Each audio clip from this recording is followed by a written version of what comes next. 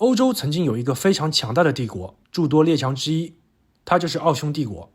它的国土面积在当时仅次于俄国，为欧洲第二，人口是在俄国和德国之后，排名欧洲第三。电器、发电机等装置出口排在美国和德国之后，位于世界第三。机械制造业体系排在美、德、英之后，世界第四。就这么一个帝国，却仅存在了50来年，而由它引起的第一次世界大战，也把它自己给打解体了。那当时这个庞大的帝国如何形成？后续的继任者现状如何？今天咱们就去了解一下。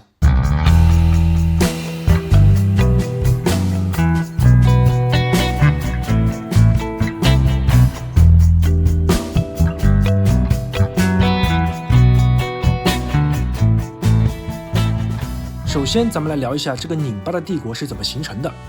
这里从现在德国、奥地利还有其他一些地方组成的以前那个德意志地区上面的2个家族开始说起，一个是哈布斯堡家族，另一个是霍亨索伦家族。更方便的理解，前者就代表奥地利，后者就代表普鲁士。当然哈布斯堡家族的范围更大，曾经的西班牙也是由这个家族统治的。现在这些家族所谓的主线上几乎已经没有人了，因为欧洲的一些贵族血统论讲究近亲结婚，现在还有一些有着很边缘血统的王室。这里所提到的奥地利的哈布斯堡家族，具体来说应该是哈布斯堡洛林家族。现在这些家族都还有人，霍亨索伦家族的格奥尔格·腓特烈，现在还是英国王位的第200多号顺位继承人。说回这2个家族，当时欧洲有一个散装的大国，叫神圣罗马帝国。这个帝国的领土包括了现在的德国、奥地利、法国东部、意大利北部、瑞士、荷兰、比利时等等，面积很大。到了帝国后期，帝国的皇帝就是哈布斯堡家族的弗朗茨2世。那时候的霍亨索伦家族相对还是个小弟。那这个神罗当时在干嘛呢？很重要的一个事务就是反法。不过当时的法国不好反，因为有个拿破仑，还是一世。1804年，拿破仑称帝，法兰西共和国变成法兰西帝国。拿破仑的下一步，要么当神罗皇帝，要么把神罗给灭了。弗朗茨2世一看，霸气外露，不能输，于是，在3个月之后，宣布家族所控制的地区为奥地利帝国，这里面就包括了奥地利、匈牙利，还有一些小的德意志地区。拿破仑一看这样搞，那就继续打。奥地利节节败退，德意志的中南部地区纷纷被占领。拿破仑在这里成立了一个亲法的莱茵邦联，首都为法兰克福。1806年，拿破仑向弗朗茨2世下了最后通牒，如果8月10日之前不退位，那就占领奥地利。于是在8月6日，弗朗茨2世宣布退位，神圣罗马帝国解体，主要分成3部分：奥地利、普鲁士还有莱茵邦联。奥地利当时的想法还是德意志地区的老大，毕竟辉煌过，但是别忘了这个时候普鲁士已经变得非常强大。在之后的普奥兄弟战争当中，普鲁士赢得了胜利，奥地利被当时的铁血宰相俾斯麦踢出了德意志邦联。当然普奥2国的关系很快就又和好了。这个时候的奥地利就非常尴尬，原先德意志人肯定是绝对的主体，现在马扎尔人占比也很大，还有斯拉夫人，而内部以马扎尔人为主体的匈牙利也想着要独立。本来文化、语言、民族都不相同，以前地方大一点还行，现在人口面积都是奥地利帝国的一大部分。如何处理匈牙利想要自立门户的这个情况，成了维持帝国的关键。如果匈牙利真的独立，那奥地利帝国的皇室相当于是更加的变得光杆司令了，而且匈牙利人性格彪悍，以后会发生什么事情也不知道。所以奥皇弗朗茨约瑟夫就选择与匈牙利的贵族进行谈判，讨论一个符合大家利益的解决方案。当然这在奥地利内部是反对的，堂堂一个大帝国，这样就显得非常软弱嘛。但是这个时候的奥地利帝国经历了意大利统一战争和普奥战争的失利，实力大大减弱，也是没办法，所以奥匈2国的谈判就此开始。双方提出了很多个方案，比方说2元帝国方案，就是德意志人加匈牙利人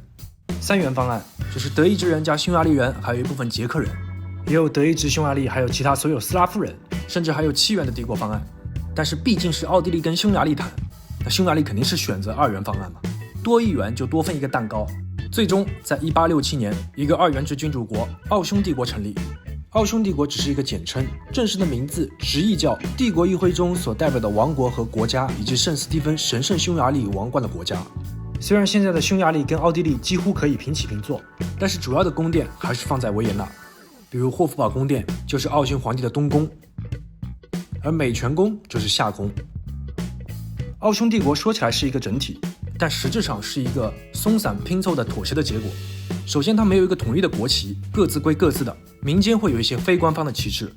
国内也没有一个主体民族，更关键的是没有一个统一的语言。奥匈帝国内部居民的交流也非常的费劲，而且奥匈帝国内部的法律也规定，奥地利跟匈牙利是两个平等的主权国家，只有外交、国防和税收这3项需要中央政府管理，其他全部自治。所以从奥匈帝国成立开始，内部这2个国家就看不出想要一直过下去的样子。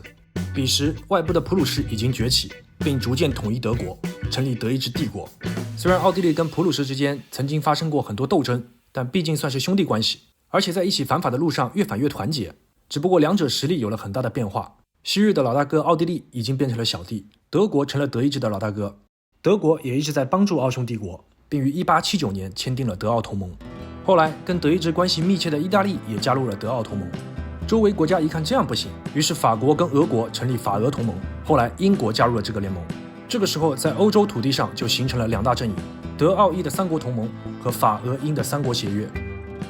虽然奥匈帝国是那个时候欧洲的5大列强之一，但是跟他自己比，实力已经是大大减弱了，而且和旁边普鲁士兄弟的差距越拉越大。也有可能哈布斯堡家族没有真正了解现状，最终导致萨拉热窝事件发生，欧洲各国激烈的矛盾大爆发，在1914年引爆了第1次世界大战。奥匈帝国根本没办法招架，加上意大利的倒戈，这场最初由奥匈帝国和塞尔维亚之间的战争，逐渐变成了德国单挑法英俄，结局就是同盟国战败。奥匈帝国内部出现了巨大的变动，捷克斯洛伐克首先独立，之后匈牙利建立民主共和国，其他的地方该合并的合并，该拆分的拆分，最终在1918年交战双方达成停火协议，奥匈帝国解体，哈布斯堡王朝被永久驱逐，奥匈帝国变成奥地利跟匈牙利还有捷克斯洛伐克这3个国家，当然前面2个是主要的继承国，其他领土划给了南斯拉夫、波兰、罗马尼亚、意大利等国家。我们看一下奥地利跟匈牙利这2个主要继承国的发展。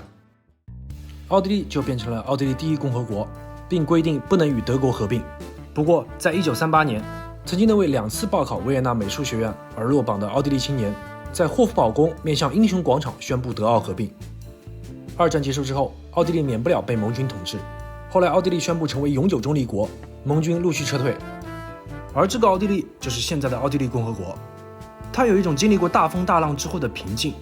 在现在的国际环境当中，奥地利的存在感并不高，提到的都是一些比较高级的，比如音乐啊、艺术啊这样的词汇。确实，奥地利的宣传都非常聪明，比如说成名在维也纳的贝多芬，尽量少讲他的出生地德国，多讲他跟奥地利之间的关系；而那位落榜美术生尽量少提，或者多讲他在德国的故事。不过，奥地利跟德国的关系非常紧密，地位比周边的东欧国家要高出很多，工业、农业都非常发达。因为奥地利的中立政策，他也没有加入北约。虽然在某些情况下会有一些倾向，但是整体还是属于开门迎客的方式。国际组织来，航展来，滑雪也来，听音乐会更加要来，给人虽然在欧洲中部，但是又有点置身事外的那种感觉。另一边的匈牙利就不那么顺利，经历了匈牙利苏维埃共和国，后来又恢复了君主立宪制，成为匈牙利王国。2战的时候又加入了轴心国，在1944年的时候被苏联占领，2年之后废除君主制，成立匈牙利共和国，后来又改名为匈牙利人民共和国。在冷战的后期，东欧剧变，匈牙利改变了政治制度，然后99年加入北约，04年加入欧盟，07年成为申根国。